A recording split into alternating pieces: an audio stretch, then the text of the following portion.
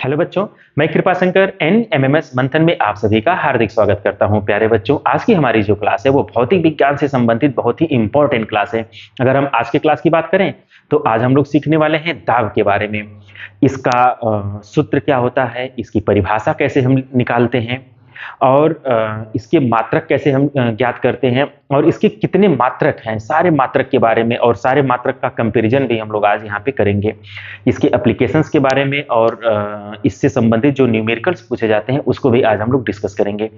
यानी कि सब कुछ इस टॉपिक से संबंधित एक भी तथ्य नहीं बचेगा अगर आप इस वीडियो को अंत तक देखते हैं। तो चलिए शुरू करते हैं आज की क्लास। ध्यान से देखें, अगर हम दाब की बात करें तो दाब का जो सूत्र होता है, सबसे पहले हम लोग सूत्र को डिस्कस करते हैं। दाब बराबर बल बटे क्षेत्रफल होता है। दाब को इंग्लिश में प्रेशर कहते हैं। तो P इज इक्वल टू, बल को इंग्लिश में फोर्स कहते हैं और क्षेत्रफल को इंग्लिश में एरिया कहते हैं। तो P is equal to F upon A, यह इसका फार्मूला हो गया। अब हम इसकी परिभाषा की बात करेंगे। ध्यान से देखें, अगर हम परिभाषा की बात करें तो यहां पे अगर हम क्षेत्रफल को एकांक कर दें, जैसे मान लीजिए एरिया को अगर हम एक इकाई कर दें, एकांक कर दें, एक वर्ग इकाई, जैसे एक वर्ग मीटर, एक वर्ग सेंटीमीटर, इस तरह से अगर हम एरिया को मान लें तो अगर देखिए क्षेत्रफल अगर एक हो जाए तो अगर हम किसी संख्या में एक से भाग देंगे तो वही संख्या मिलती है। तो यहाँ पे P इज इक्वल टू क्या हो जाएगा, अगर हम एरिया एक हो जाए तो P का मान किसके बराबर हो जाएगा, फोर्स यानी बल के बराबर हो जाएगा। P का मान किसके इक्वल हो जाएगा, फोर्स के इक्वल हो जाएगा। अब आप ध्यान से देखें, यहाँ पे क्षेत्रफल को हमने एक कर दिया तो जो दाब था वो बल के बराबर हो गया, प्रेशर फोर्स के इक्वल हो गया। तो अगर क्षेत्रफल एकांक होता है, ऐसे सिचुएशन में जो बल होता है वो फोर्स के एकदम इक्वल हो जाएगा। यानी कि एकांक क्षेत्रफल पर जब हम इसकी परिभाषा की बात करेंगे तो एकांक क्षेत्रफल पर, देखिए एकांक क्षेत्रफल पर लगने वाले बल को ही क्या कहते हैं, बल को दाब कहते हैं। यह इसका मैथमेटिकल डिफिनीशन हो गया। एकांक क्षेत्रफल यानी ए का मान 1 कर दिया गया, एकांक क्षेत्रफल पर लगने वाले बल को ही क्या कहा जाता है, दाब कहा जाता है। यह इसकी परिभाषा होगी, आप इसकी परिभाषा को नोट कर लीजिएगा। अब हम इसके मात्रक की बात करते हैं। अब दाब का क्या मात्रक होता है, दाब का मात्रक, बहुत ही आसानी से आप दाब के मात्रक को भी बता पाएंगे। जब हम दाब का मात्रक लिखते हैं तो बल का मात्रक बटे क्षेत्रफल का मात्रक। अब बल का क्या मात्रक होता है, जैसे दाब का मात्रक लिखना है तो इसके सूत्र से ही आप इसका मात्रक भी लिख सकते हैं। बल का मात्रक बटे क्षेत्रफल का मात्रक। देखिए कितना आसान है दाब का मात्रक लिखना। अब बल का मात्रक क्या होता है, देखिए बल के बारे में हम पिछली क्लास में बहुत ही अच्छे से डिस्कस कर दिए हैं, जिसका लिंक भी हम आपको इस डिस्क्रिप्शन बॉक्स में दे देंगे। आप वहां से जाकर के इसकी पहले वाली क्लास आप ध्यान से देख लीजिएगा, बहुत ही इंपॉर्टेंट क्लास थी वो। आप उस क्लास को बिना देखे इस वीडियो को मत देखिएगा, पहले आप उसको ध्यान से देख लीजिएगा, उसके बाद आप इस वीडियो को देखेंगे तो आपका एक क्रम मेंटेन हो जाएगा। और जब आप पढ़ाई करते हैं और क्रमबद्ध तरीके से करते हैं तो आप सफल अवश्य होते हैं। इसलिए कंटिन्यूटी बहुत जरूरी चीज होती है। कंटिन्यूटी के साथ साथ आपका क्रमबद्धता होना चाहिए, यानी कि एक टॉपिक से ही जुड़ा हुआ अगली टॉपिक होता है, इस चीज का आपको ध्यान रखना है। इसलिए सारी वीडियो को क्रम वाइज आप ध्यान से देखेंगे। तो बल का मात्रक क्या होता है, बल का मात्रक होता है न्यूटन। बल का मात्रक क्या होता है, न्यूटन। ध्यान से देखें, बल का मात्रक न्यूटन, और जो बटे होता है उसकी जगह पे प्रति यूज करते हैं।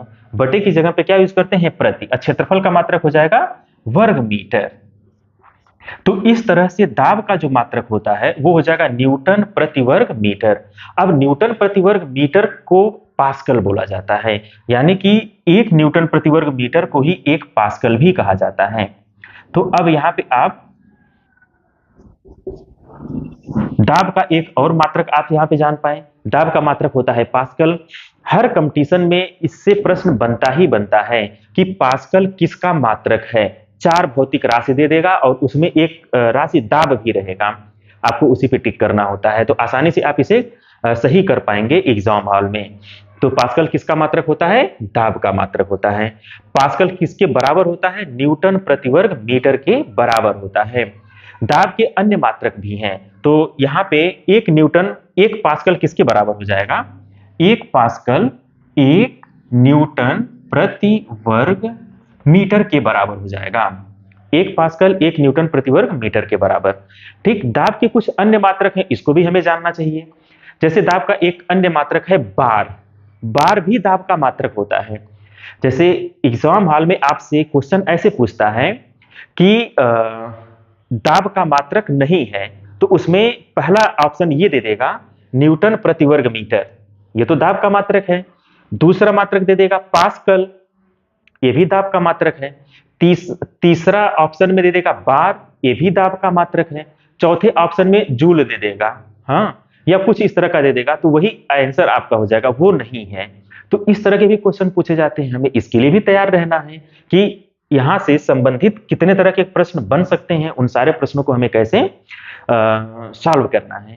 अब बार क्या है, इसको हम लोग जाने। बार जो होता है उसे हम पास्कल के फॉर्म में पहले समझेंगे। तो एक बार बराबर जो होता है 10 की घात 5 पास्कल। ध्यान दीजिए, एक बार किसके बराबर होता है?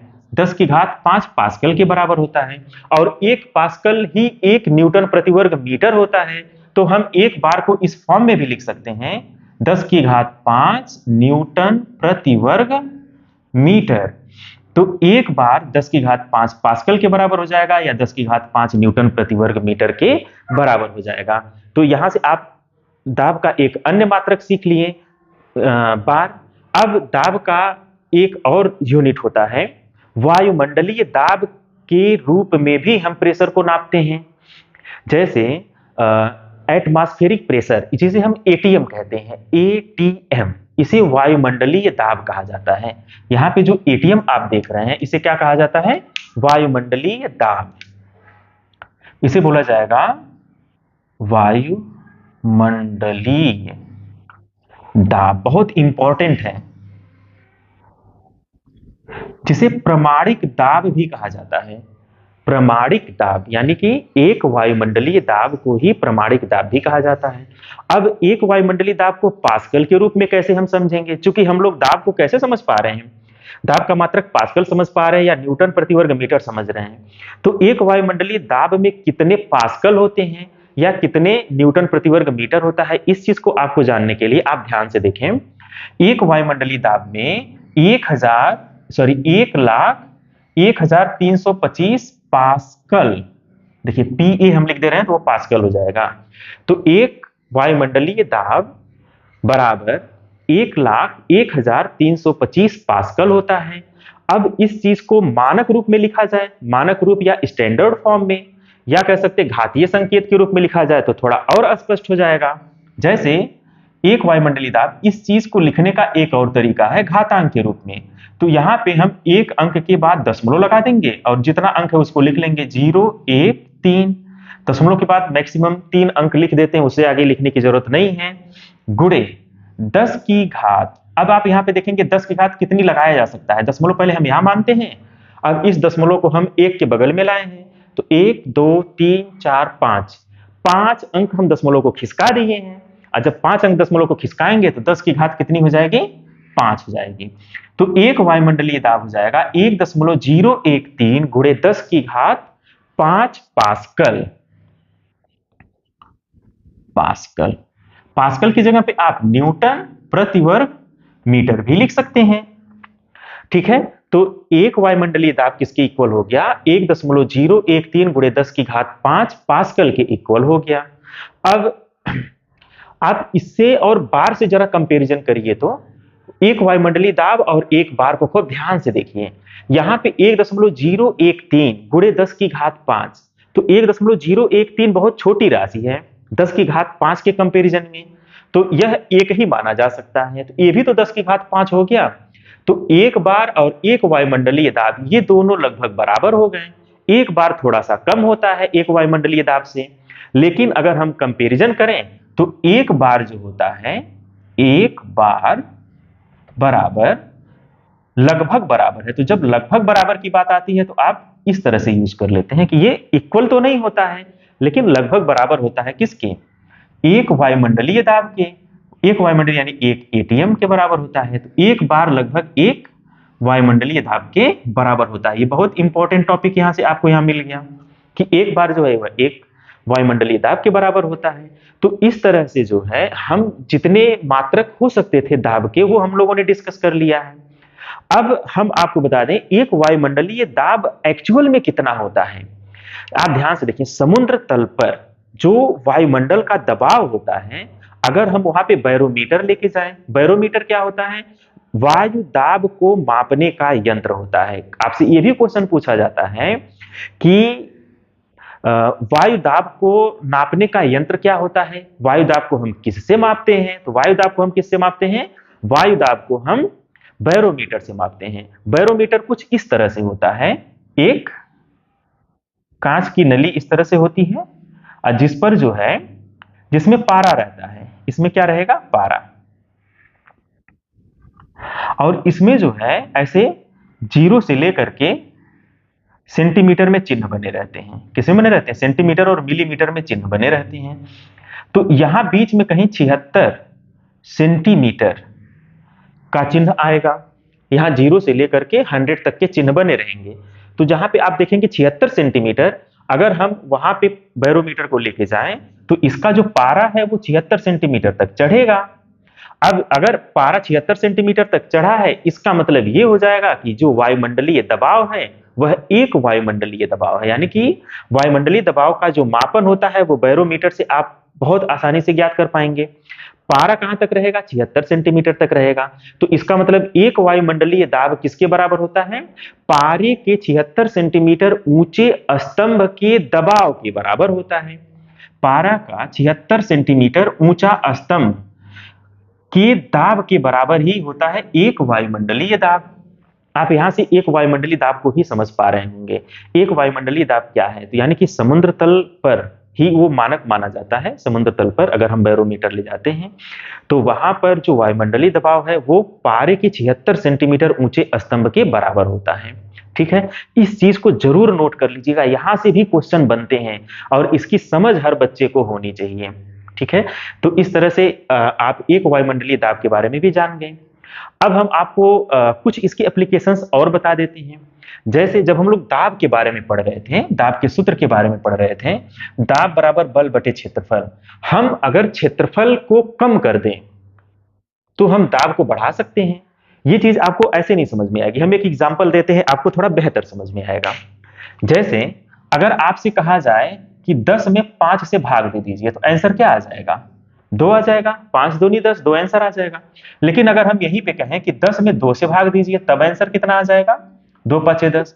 इसका मतलब ये हुआ कि अगर हम 5 से भाग दिए तो आंसर 2 आया, ज्यादा से भाग दिए तो कम आंसर आया, और कम से भाग दिए तो आंसर क्या आ गया? ज्यादा आ गया। तो हम अगर किसी चीज में कम से भाग देते हैं तो मान ऑटोमेटिक बढ़ जाता है। ऐसे ही अगर हम क्षेत्रफल को कम करते जाएं तो हम दबाव को क्या कर लेंगे? बढ़ाते चले जाएंगे। यही वजह है कि जब कोई किसान कील ठोकता है तो आगे का जो हिस्सा होता है उसे नुकीला कर देता है। जैसे जैसे मान लीजिए कोई कील है और इसके हिस्से को अग्रभाग को नुकीला कर दिया जाए और यहाँ पे बल लगाया जाए, फोर्स लगाया जाए, तो यह आसानी से जमीन में क्या हो जाएगा? धंस जाएगा। इसका मतलब अगर किसी चीज को हम या किसी कील को दीवार में लगाना है या जमीन में लगाना है तो हम क्या करेंगे? अग्रभाग को जो है नुकीला कर देंगे। अब नुकीला करने से फायदा क्या होगा? जैसे ही हम नुकीला करेंगे क्षेत्रफल क्या हो जाएगा? कम हो जाएगा। और हम अगर किसी संख्या में कम से भाग देते हैं तो मान ज्यादा आ जाएगा। इसका मतलब दाब ज्यादा हो जाएगा। तो क्षेत्रफल को हम कम क्यों करते हैं? क्योंकि दाब क्या हो जाए? ज्यादा हो जाए। एकदम बहुत आसानी से आपको ये चीज समझ में आ रही होगी। अच्छा, अगर मान लीजिए आप दलदल में फंस गए हो, इसका उल्टा जस्ट अगर आप मान लीजिए दलदल में फंस गए हो, आप दलदल में जब फंसते हैं तो आप जो है नीचे जाते हैं जमीन के, तो ऐसे सिचुएशन में तुरंत आपका दिमाग क्लिक करना चाहिए कि अब हम अगर अपना क्षेत्रफल बढ़ा लें, तो जैसे ही आप अपना क्षेत्रफल बढ़ाएंगे तुरंत दाब कम हो जाएगा। क्योंकि जैसे ही आप ज्यादा से भाग देते हैं तो मान कम आता है, तो क्षेत्रफल बढ़ जाएगा तो दाब कम हो जाएगा। तो दलदल वाले स्थान पे आपको सलाह दी जाती है कि अगर आप दलदल वाले स्थान पे फंस रहे हो तो आप लेट करके और लुढ़क करके आप ऐसे जगह पहुंच जाइए जहां पे दलदल खत्म हो गया है, तो लुढ़कते हुए आप सेफ जोन में या सेफ जगह पे आप पहुंच सकते हैं। तो जब कोई व्यक्ति दलदल में फंसता है तो वह लेट क्यों जाता है, इसके पीछे क्या वजह है, इसका आंसर अगर आपको लिखना हो तो आप कैसे लिखेंगे? तुरंत आप ये लिखिए कि अगर कोई व्यक्ति दलदल में फंस गया तो वह इसलिए लेट जाता है ताकि उसका क्षेत्रफल यानी कि जमीन पर जो क्षेत्रफल हो वो ज्यादा हो। पहले केवल 2 पांव का क्षेत्रफल जमीन पे पड़ रहा था, अब पूरी बॉडी उसका दलदल पे पड़ेगी और वो लुढ़कते हुए आप आसानी से बाहर निकल जाएगा और दलदल से बच जाएगा। तो थोड़ा सा बुद्धिमानी का परिचय दिया, थोड़ा सा विज्ञान यूज किया और वो दलदल से बच जाएगा। तो इस तरह से वह अपने क्षेत्रफल को बढ़ा लेगा, जैसे क्षेत्रफल बढ़ जाएगा तो दाब क्या हो जाएगा, ऑटोमेटिक दाब कम हो जाएगा। तो जब दाब कम हो जाएगा तो वो आसानी से लुढ़कते हुए बाहर निकल जाएगा, ठीक है, क्योंकि उसकी पूरी बॉडी कम दाब लगाएगी। तो ये जो है दाब की कुछ एप्लीकेशंस हो गए। अब हम इसकी कुछ न्यूमेरिकल्स की बात कर लेते हैं। जैसे यहां से क्वेश्चन किस तरह से पूछा जा सकता है, इसको आप ध्यान से देखें। जैसे अगर मान लीजिए कि कोई क्षेत्र है जिसका एरिया पता रहे और उस पर बल लग रहा हो, तो आप इस क्वेश्चन को लिख लीजिएगा, शब्दों में लिख लीजिएगा, हम बोल दे रहे हैं, आप उसको लिख लीजिएगा। जैसे कोई क्षेत्र है, ये कोई क्षेत्र है, ठीक, और इसका जो क्षेत्रफल है वो है 0.5 वर्ग मीटर। एक क्षेत्र जिसका क्षेत्रफल 0.5 वर्ग मीटर है, इस पर कुल 10 न्यूटन का बल लग रहा है। कितने न्यूटन का बल लग रहा है? 10 न्यूटन का बल लग रहा है, फोर्स लग रहा है। तो इस क्षेत्र पर 10 न्यूटन का बल लगाने से कितना दाब उत्पन्न होगा? आपसे क्वेश्चन क्या पूछ रहा है? दाब कितना होगा, प्रेशर कितना होगा। तो तुरंत आप कहिए कि हम जानते हैं कि दाब बराबर होता है बल बटे क्षेत्रफल। अब बल कितना लग रहा है? 10 न्यूटन का बल लग रहा है, तो जहां पे F है वहां पे लिखेंगे 10 न्यूटन बटे जहां पे क्षेत्रफल है वहां पे क्या लिखा जाएगा? 0.5 वर्ग मीटर। देखिए आपको इसको लिखने की जरूरत अभी यहाँ पे नहीं है, अभी आप केवल सिंबल के फॉर्म में लिख दीजिए। आप देखिए दशमलव के बाद एक अंक है तो दशमलव के नीचे एक लिखिए और जितना अंक है उतना 0 बढ़ा लीजिए, क्योंकि इसको सॉल्व करने में भी कभी कभी बच्चों को गलती हो जाती है, बच्चे गलती कर देते हैं, तो आता हुआ क्वेश्चन गलत हो जाता है। ऐसे प्रश्न आ जाए तो आपको कैसे भाग देना है? दशमलव के नीचे आप मन में 1 मान लीजिए और जितना अंक है उतना 0 यानी कि 10 मिलेगा, तो 10 से आप यहाँ गुणा कर दीजिए, और जब 10 से नीचे गुणा करेंगे तो 10 से ऊपर गुणा कर देंगे। 10 से गुणा इसलिए किए ताकि ये दशमलव एक स्थान आगे खिसक जाए, यानी नीचे 5 आ जाए, आपको दशमलव से मुक्ति मिल जाए, इसलिए हमने 10 से गुणा कर दिया ऊपर नीचे। ऊपर गुणा करेंगे तो 100 हो जाएगा और नीचे जब आप गुणा करेंगे तो यहाँ पे मिल जाएगा 5। अब 5 में 100 से भाग देना बहुत आसान है, 5 एकम 5, 5 दूनी 10 और 1 0 बच रहा है तो 1 0 आप यहाँ ऊपर बढ़ा देंगे, आंसर आपका आ जाएगा 20। अब देखिए ये आया था न्यूटन में और ये आया था वर्ग मीटर में क्षेत्रफल, तो इसका मात्रक हो जाएगा न्यूटन बटे को लिखा जाएगा प्रति और यहाँ पे हो जाएगा वर्ग मीटर। देखिए मात्रक भी आप लिख पा रहे हैं। तो इस तरह से कितना दबाव होगा, 10 न्यूटन का बल 0.5 वर्ग मीटर क्षेत्रफल पे अगर लग रहा है तो कितना दबाव होगा? 20 न्यूटन का दबाव, 20 न्यूटन प्रति वर्ग मीटर का दबाव होगा। तो इसी तरह के न्यूमेरिकल के भी प्रश्न आपसे पूछे जा सकते हैं। तो इस एक और क्वेश्चन आपसे इस पे एप्लीकेशन पे पूछा जा सकता है कि अगर पारा तेजी से नीचे गिर जाए, जैसे 76 सेंटीमीटर है पारा, अगर ये पारा तेजी से नीचे गिर जाए तो ये किसका संकेत हो सकता है? तो यह जो संकेत है वह आंधी या तूफान आने का संकेत हो जाएगा। किसका संकेत हो जाएगा? आंधी या तूफान आने का। तो इस तरह से मैं मैक्सिमम जितने भी तरह के प्रॉब्लम बन सकते थे मैं सारे प्रॉब्लम को डिस्कस कर दिया हूं। सबसे पहले हम लोगों ने क्या देखा कि दाब का सूत्र क्या होता है, ठीक, और दाब की हम परिभाषा कैसे निकालते हैं, कैसे मैथमेटिकल डेफिनेशन हम दाब की बता पा रहे हैं। दाब के मात्रक क्या होते हैं उसको हम लोगों ने डिस्कस कर लिया है। दाब के क्या मात्रक होते हैं, पास्कल क्या होता है, बार क्या होता है, वायुमंडलीय दाब क्या होता है, और उससे संबंधित कुछ न्यूमेरिकल्स भी हम लोगों ने डिस्कस कर लिया है। तो इस तरह से अगर आपको ये वीडियो अच्छी लगी हो तो आप इस चैनल यानी NMMS मंथन को अवश्य सब्सक्राइब कर लीजिएगा, जिससे इस तरह की जितने भी इंपॉर्टेंट टॉपिक्स हैं उन टॉपिक से संबंधित आपको वीडियो आसानी से प्राप्त होता रहे। Okay, thank you.